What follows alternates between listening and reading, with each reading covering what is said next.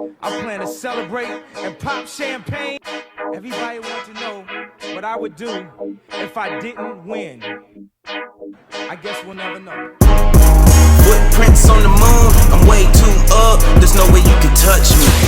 Good morning, Michael Opinia here from JE Promotions. I'm here with Ray Askew from Invicta Gym. How are you this morning, Ray? Oh, I'm very good, thank you. I've been watching a lot of your trainers this morning, your fighters, sorry, they look very conditioned. Is that something you pride yourself on?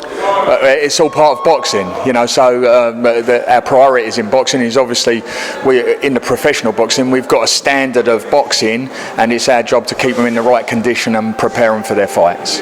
Excellent, exactly, and we can see that straight away when we come in and we see them sparring this morning. You've got a couple of pro fighters on your books at the moment, haven't you? I've actually got four pros that I train. Two of them have got fights coming up. We've got Oliver Edwards, who's a middleweight who I've been training since he was 6 years old, and I've also got Tom Dallas, who I've just recently started training over the last month, and we're hoping to reignite his career.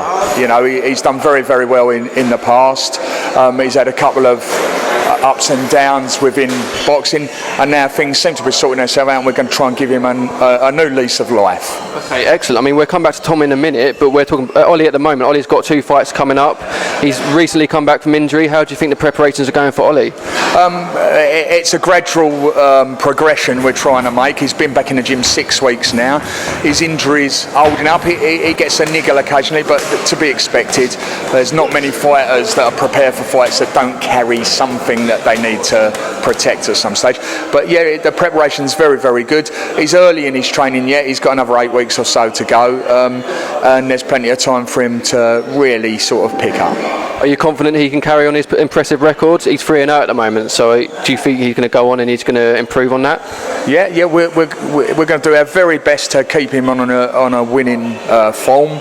I see no reasons not, because he's getting better and better. So for every fight he has, I see improvements each time, and that's something we're going to work on. He's very young at the moment. We've got plenty of time to work on him, and that's great. That's great to have that luxury. Yeah, I mean, he's 21, so he's a very young fighter.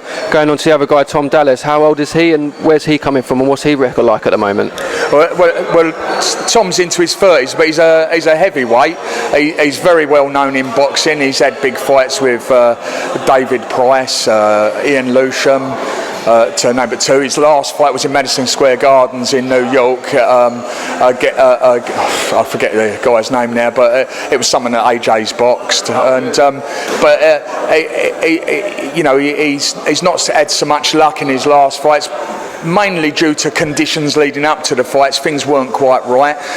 We don't make excuses for people, but on this occasion we can safely say you didn't see Tom at his best on his losing fights, and we want to get him back on winning form and show him what he's capable of doing. And believe me, he's capable of doing a lot more than people have seen, and hopefully we'll help him along the way.